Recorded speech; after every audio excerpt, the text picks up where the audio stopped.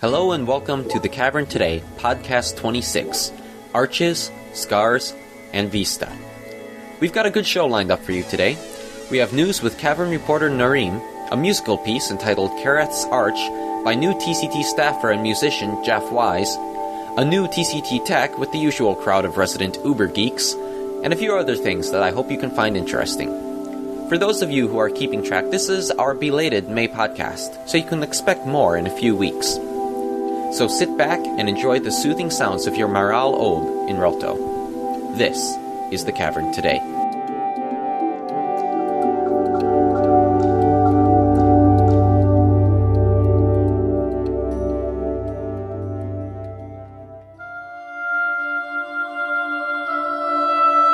Hello, this is Nareem with this month's TCT News Report. Well, the last month has been the busiest and also the most tragic to date. On the 22nd of May 2007, the lives of Rosette Taylor and Willow Wheelie Emberg, the daughter of DRC member Michael Emberg, have both sadly come to an end after the Carlo pub on Agura's Great Stair collapsed, trapping the two. Rose was believed to have died instantly. Wheelie, however, initially survived, suffering nothing more than a wounded leg. The pub had initially been blocked off by Emberg himself after seismic activity had weakened the structural integrity in the area and formed a new crack in the pub building itself. At some stage on Sunday the 20th, however, Agura itself was shut off after suffering a collapse within its bounds. It was disclosed soon after that two people had been involved in the collapse, Wheelie and Rose. Together with many explorers, the DRC was able to ascertain the location of the two to be within the Carlo pub. It appears that Wheelie was unable to use her Relto book to link to safety after the collapse. Due to the presence of at least one barrow, the book failed to function. Whether this was a deliberate action on behalf of the barrow remains to be seen. It seems Wheelie and Rose were exploring the crack in the pub and encountered a barrow whose scream caused the pub to collapse. This information came through intermittent key chatter between Wheelie and various DRC members. The most distressing part of this chatter was in the final moments of contact between her and her father, Mr. Emberg. According to reports, a barrow was approaching Wheelie during the final moments of her conversation with Michael Emberg. After that, all contact with Wheelie was lost. When the DRC managed to dig their way through the rubble, they found both Rose and Wheelie dead. Dr. Marie Sutherland stated that it is certain that Wheelie was not killed by the collapse. The barrow was nowhere to be found. The barrow have certainly made themselves known in the last few weeks, with DRC employee Douglas Sharper having a dangerous encounter himself with several barrow in Negalan. Sharper was checking on an Irwin that he had been using as bait to catch the predator that he and Nick White have been in pursuit of for some time. This tactic worked, with a barrow appearing and killing the Irwin before departing with its head. Sharper attempted to follow, but then was ambushed by what he described as at least 30, maybe dozens, of barrow. Before they could harm him, however, it seems that this group was attacked by a completely different group of barrow. Two of this new group prevented two of the malicious barrow from attacking Sharper, giving him time to link to his Relto. The story, recounted at the Dunny Zoological Society's Bevan, has led rise to speculation regarding a possible barrow civil war between a group of kind, peaceful barrow, more in line with those portrayed in Cyan's Myst 5 game, and another violent group who may well desire to remove the explorers from the cavern entirely. Little more is known about the situation at present, but more is certainly sure to come to light in the near future. All of the above events were covered in more detail by staff of the TCT Extra, who kept up with the daily events during the barrow crises. In other news, a new age, Linkada, has been released by the DRC. This age appears to be the largest of the new restoration, and is certainly one of the most interesting. The age consists of a large desert landscape with clear sky. there also appears to be several Barrow-esque structures in the age, leading us to ask the question, what was the history and indeed the purpose of this new age? It seems that it is also possible to change the time in the age from day to night in order to view some incredibly picturesque views of the night sky and the stars, with many explorers certainly taking advantage of this. The book to Minkada can be found in the Agura Library along with an orienteering guidebook. In light of recent events, DRC financer Ms. Kate Alexander had this to say about Minkada. May the scars of Minkada be a memorial for all we have lost.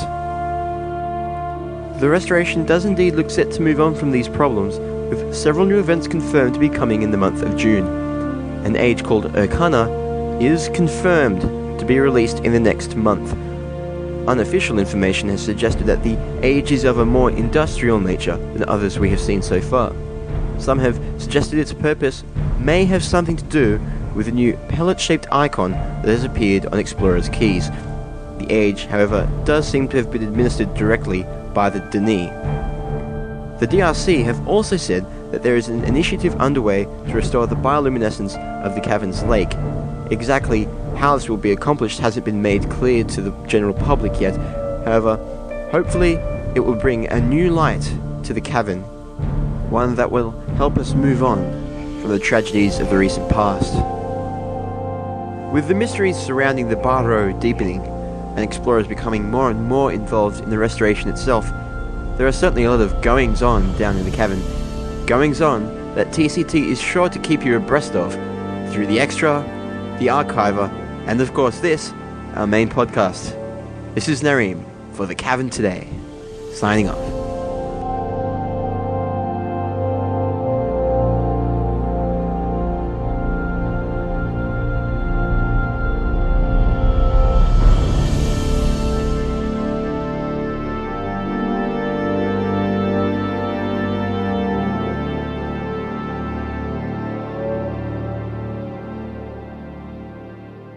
Thanks, Nuri. And now, a word from our sponsors. Has this ever happened to you? Now that I've solved all the puzzles and finished all the ages in Vista Online, I'm bored. Well, now there's something new. Grade Zero marker missions? No, not the marker missions. Sparklies? Got 'em. No. Wait, let me guess.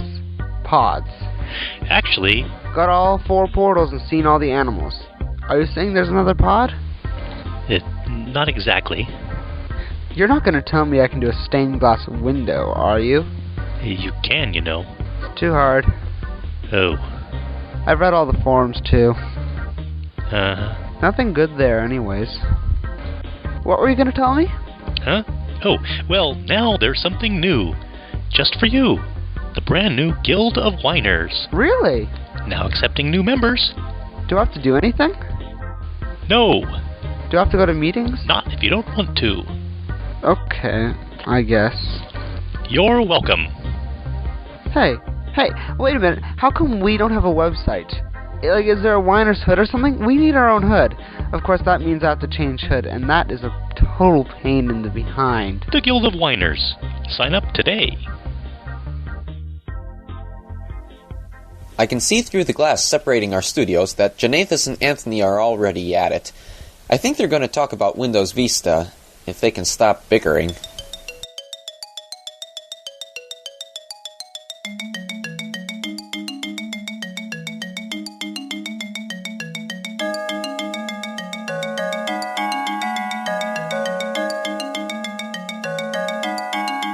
Yes, it's that time again. Time to talk about Microsoft? No, yes, sort of. Quiet, you. It's time for TCT Tech version 2.2. And this week we are going to talk about Vista. You know it, you love it, Microsoft Vista. I wouldn't be certain they love it, but whatever. You're just jealous I got to play with it before you did. Oh, that's ironic. As far as playing goes, I use Vista only, as you can't seem to commit. Well, not all of us are willing to abandon our software just to be able to use an OS. I dual boot. If it doesn't work in Vista, it deserves to be abandoned. Natural selection, says me. Oh, yeah? What about your little game that you love so much that you keep dragging around with you, huh? It works in Vista. Yeah, but that's not natural selection. It didn't work in XP, and you kept playing it there. So, we're going to start with installation. Not many people who experience Vista are actually going to install it from the disk. They're actually just going to get a computer that has it on there. Unless you're like me, who just likes installing things to install things. Oh, well, I did it too. But anyway, for those who have the temerity to install an OS, you'll find the Vista install to be greatly improved over the XP install or 2000 install, which are the same anyway. Yeah, it's not as... Well, no, it is as blue as it used to be, but not in the same way. It's more teal. Maybe aqua, a little green. A little yellow, too. But it's actually, unlike the other OS installs, there's actually a mouse pointer, and there's a graphical interface. A basic one. It does the job. It's not a square, either. It's very clear on what you're supposed to do, when you're supposed to do it, how you do it. When we get to the first user setup, this is where the wow factors start coming in. You get a little window that says, okay, what do you want your name to be? And I'm like, the Janathus, duh. And it's like, well, what do you want your wallpaper? It has a couple little options down there. I'm like, I don't know. Let me see the leaf. And you click on it, and then the background changes to the leaf. Then I'm like, whoa, too much green. I'm like, okay, there's more blue in this one. Oh, too dark. And as you click the buttons, the background is changing. Isn't that great? It's just one of those little things where you realize like the OS is like, it's there for you, not vice versa. Yeah, and if you're someone like Janathus, everything has to be there for you. Exactly. So, after you're done installing Vista, and the desktop loads with the wallpaper you picked, you now, of course, see that, things are transparent. This taskbar, I can see through it. I can see my little green leaf going through the taskbar. Actually, I didn't pick the green leaf, but, you get it. When you bring up a window, you have a transparent border around it, whereas in Windows XP, it was kind of a skinned, pretty blue border. Or silver. Or green. Ugh. Or Royale blue. Or for those of us hacker elite skills out there, the Royale Noir. Just had to get the file. You didn't have to hack anything for Royale. Just get the file. Not Royale, the Royale Noir. Oh, Noir. Okay, yeah. You didn't have to hack for that one. Just a little bit. Just a little. So, somebody keeps diverting me. The point is, these newly transparent windows are not just skinned, they are rendered. Your video card is doing it. Why is that useful? Why is that useful? Okay, well, do you ever have your Windows have redraw problems? You mean like the gray screen of murder? When a program crashes? Or like the screen where you have a window dragged across another window and the other window's busy and suddenly you have this other window jaggedly across the entire window you just drug it over? Yes. Mm-hmm. This eliminates that. You won't see that anymore. And also, if you hit Alt-Tab, you actually have thumbnails of the programs you're going through.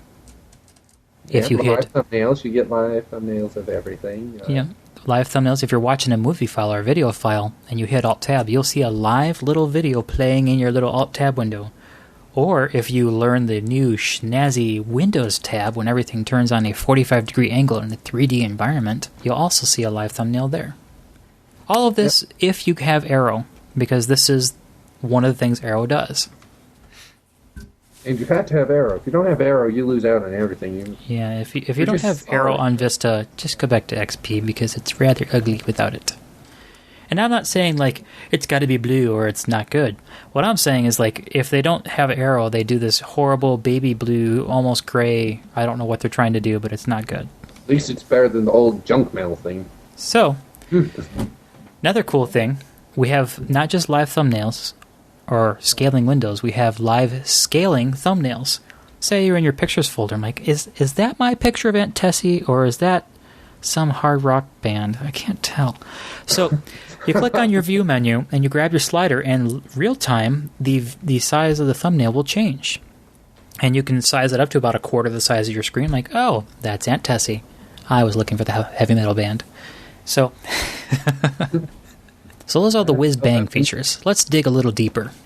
We have a new sound stack in Vista. So now, for the geeky among us, and, I don't know where we'd find a geek in this fan base, sometimes we're playing a game online, but we're also voice chatting with some of our compatriots who are also playing the same game. Janathus and I were doing it in Mancada. Yes. And, well, sometimes the game gets a little too loud, and I can't hear Anthony's dulcet tones over the game. So, Windows has put this great new mixer in, where you bring up your sound control, and you can now bring down the volume level of just that game. Whereas before, you'd have to go into the game, go into the options, click the sound menu, and bring down all the various sliders to bring all the sounds down. Well, if you're like me, you can turn the game up and turn Janathus down. You'll get yours. Someday, but so far I managed to avoid it. This new sound driver has it has an ifs, ands, or buts. Creative's EAX is no longer supported normally unless it's a new enough game to support OpenAL, and Creative has a driver appropriate for that. Creative is trying to fix it, but in some cases I'm actually not missing it because the fix breaks the little Windows mixer thing. So I fix EAX for my game, and then I can't control it in the Windows mixer anymore. I don't really need EAX all that bad, so I stick with the Windows version. We did a poll on a couple of websites to see who had dedicated audio and who didn't, and those of us who love our THX certified dedicated audio are in the minority. So Windows is going with majority on this one. Too. I'm sorry? I said small minority too. You don't know what you're missing. Don't need to. So you are a big fan of the new driver model. Let's hear about it. The new driver model, it's been majorly revamped from XP's. It's one of the reasons why Vista has some of the problems with hardware that it does right now. Which is more to be blamed on the hardware vendors than Microsoft themselves. Yeah, that one falls on the hardware vendors not getting their drivers ready. But you might have hardware that doesn't work from XP to Vista. Usually it'll be stuff that's peripherals, nothing that you're probably going to be dependent on. Well, what I think is funny is like some of these printer manufacturers they're not making drivers for Vista. Buy a new one. Right. Buy a new money pit, please. Those kind of tactics for years. Yeah, the last time they had a driver update this big would probably be, or close, would be back during 2000 when they made that OS. When they changed with this OS, they moved the driver model from kernel mode, which is things like the basics of the OS, to user mode, which is stuff like your desktop, programs that run on it, that sort of stuff. This allows things to be more stable for your computer. Let's say it also puts the control in Windows' hand. Yeah, rather than the hardware's.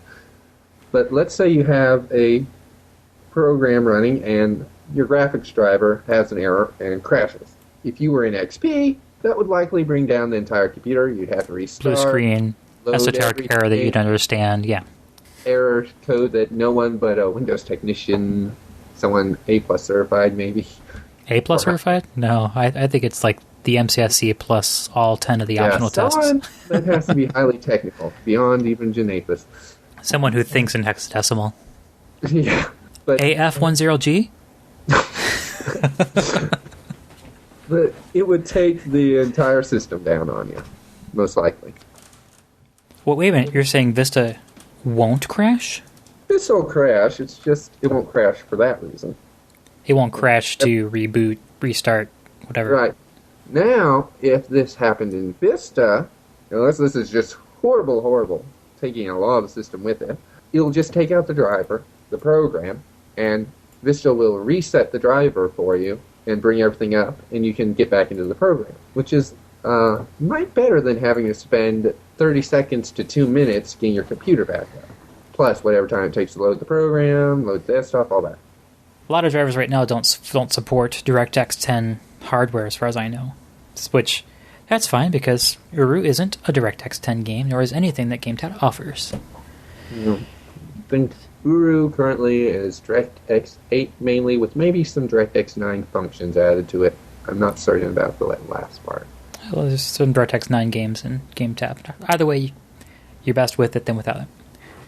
But there was another feature they added to the drivers, which was multitasking. Multitasking or multi-threading? Multitasking. Oh.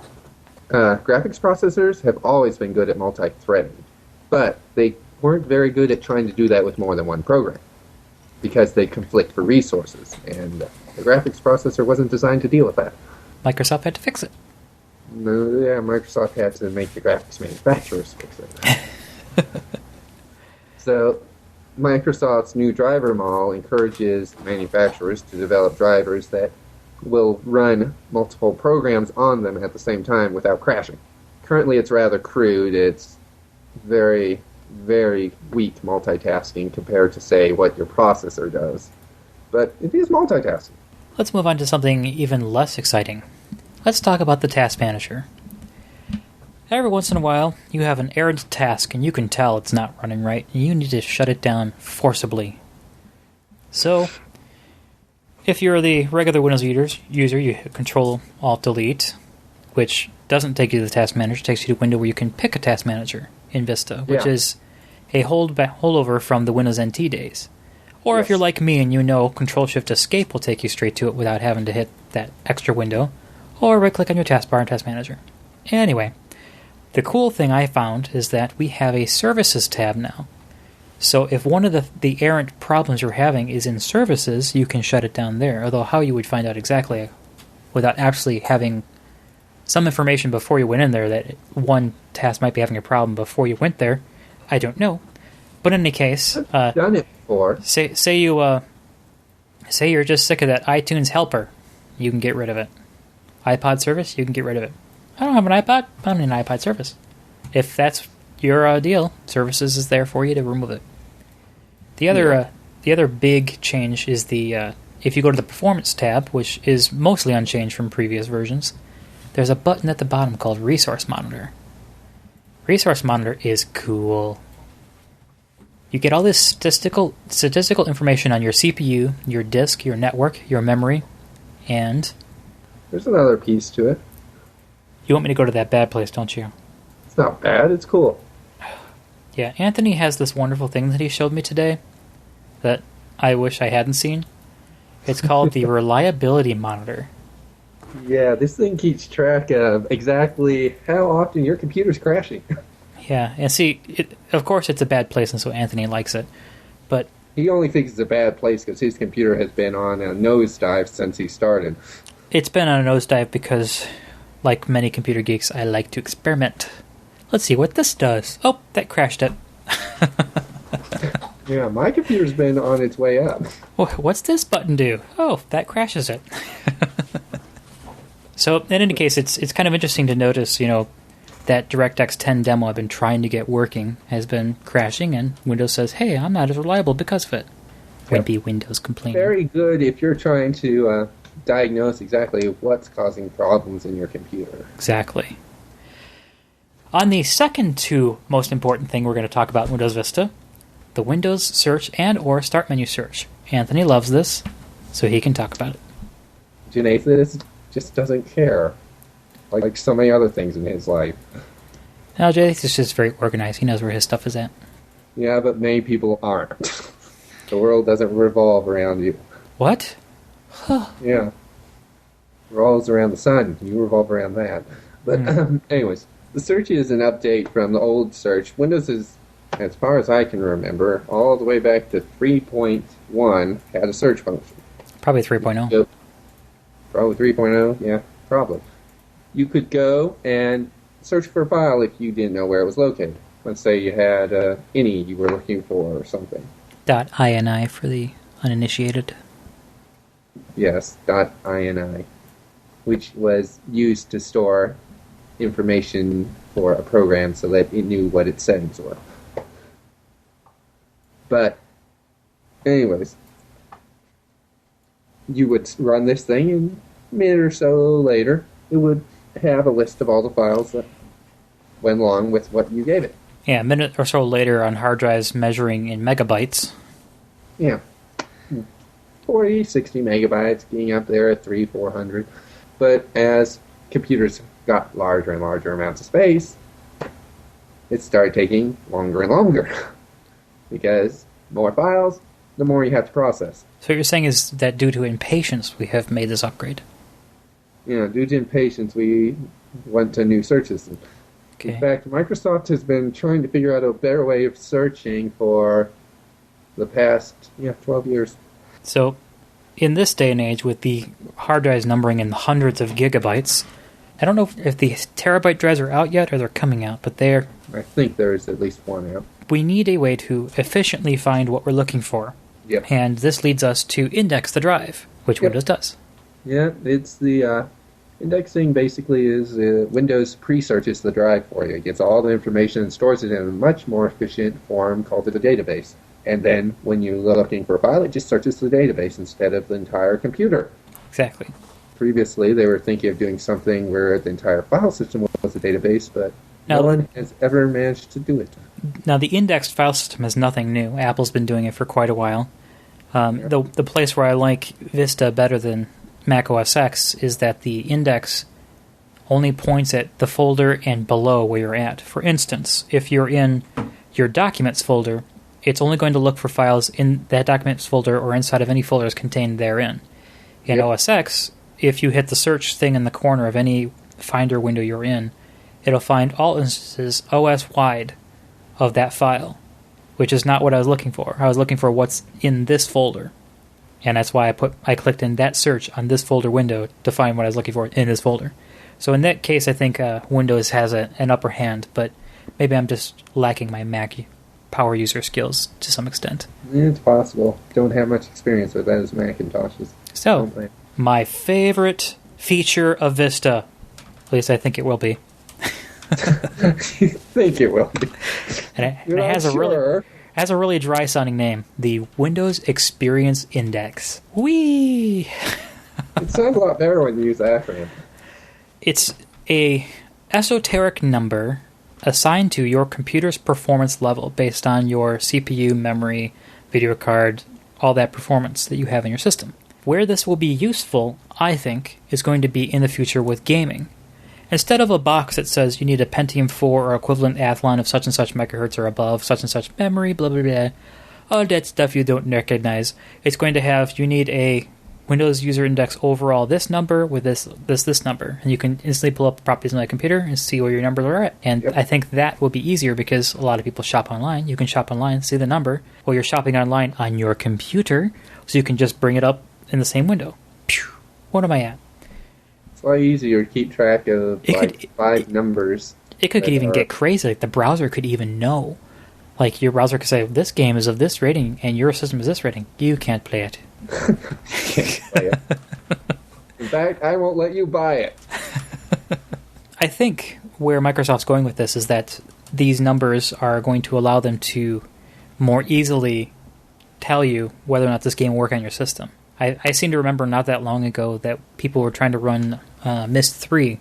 So I don't understand. I have a 1 gigahertz Pentium 3. That's more than the game asked for. Why can't I run it? Like it says you also need such and such video memory, and you have onboard. If they had said, well, it says I have to have a system rating of 3, and you look at the box and like, oh, I've got a 2, they would know that they don't have the muscle in their machine to run the game. Yep. Now, I'm sure that this would be applied to applications of software, but who's ever worried about Microsoft Word running on their computer? So I'm thinking it's the games, or high-end software like Adobe Photoshop, or maybe 3D rendering software. This is where these numbers are going to become useful. That's my opinion. Although, next to nothing right now has these ratings being reflected. I'm sure as time goes on, more and more will. Well, any future game that's listed as a game for Windows game will have to have this rating. Otherwise, it won't get certified. And I don't know if any of you have seen the Games for Windows boxes, but there's a little circle with the Windows symbol in it. Looks just like the Start menu button from Vista. Coincidence? Anyhow, that's where we'll end for now on Vista. In the July TCT Tech, we're going to assemble a panel of our untechnically savvy TCT staffers. Actually, Janathus means our highly regarded compatriots. Which we can make feel like the lowest of the low. Actually, I think we're going to try and take questions from a user's perspective, Janathus, and do our best to address the issues others might have at the same time. Tomato. No. And this is the Janathus. And this is he who shall bring an end to the Janathus if he's not careful.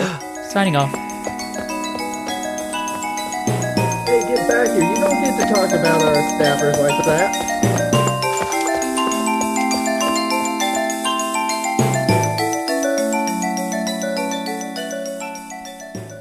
And now, a musical number commemorating the events that happened 2 weeks ago.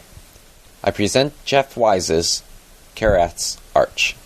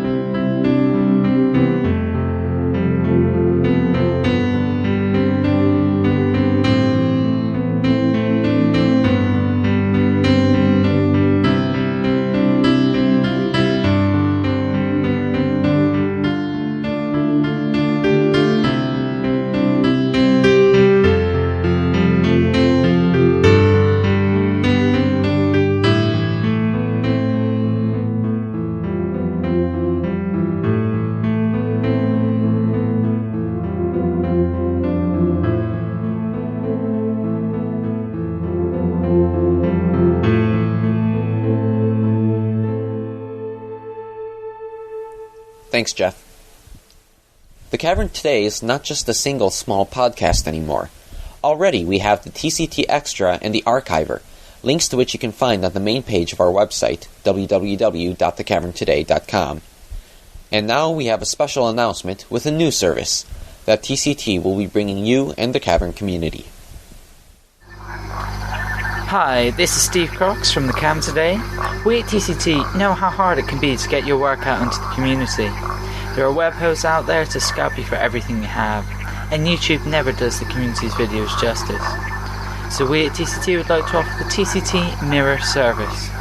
If you're a person trying to get your work out there, or a new group looking for a place to set up a web page, you might already have your own website but be overloaded with download requests. Then we encourage you to come to www.thecamtoday.com and fill out our application form. We don't ask for anything, we would just like to use our resources to give back to the community. And now, inspired by the legendary audio series Torin Echo's Journal, Mowag brings us Travels in Minkata.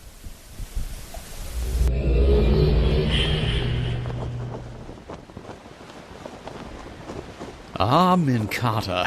A rather boring age. Well, I guess it's it's not so boring for those who like earth tones. Although, I imagine that those who like earth tones would also like quiet. And that's one thing this age isn't, with all of this wind blowing. Well, as with all things Denis, I feel certain that this age is more than it seems, or is more than can be seen. As a matter of fact, now that I look at it, you can't really see that far through the dust. All this wind seems to be kicking up. Oh, it seems there's a point up here. I'll just follow that. Maybe there's some kind of a major structure or some civilization off in that direction.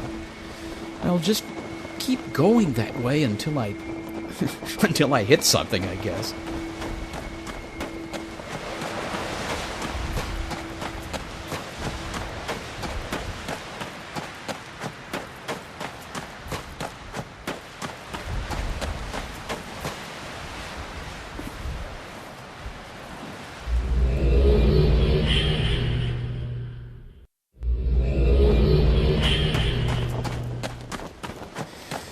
Okay, well, I had to panic link out as I got so deep into the sandstorm that I couldn't even see my shoes. It looks like whatever you have to do here, it can't be too far out. Oh, there must be something out in this direction, or else there wouldn't be that compass point or a flag. What are all these stumps? If they were trees, I'd be happy to have arrived in the part of this world where they still exist. This blasted sandstorm. Well, I've decided to take a closer look at these stumps, and lo and behold, I seem to have found something. Plain English? Now that's a first for a Barrow stone inscription. And as I ran my hands over the stone, cleaning out the crevices, a glow emitted, and a linking sound occurred, and then darkness. And stars. Oh, and it's quieter, too, and that I can live with. Now, what's that off in the distance? Oh, the sky changes, the music begins, and the symbol heads back to the center. Oh, my. This is interesting. And for the rest, you'll just have to take the journey to Minkata yourself.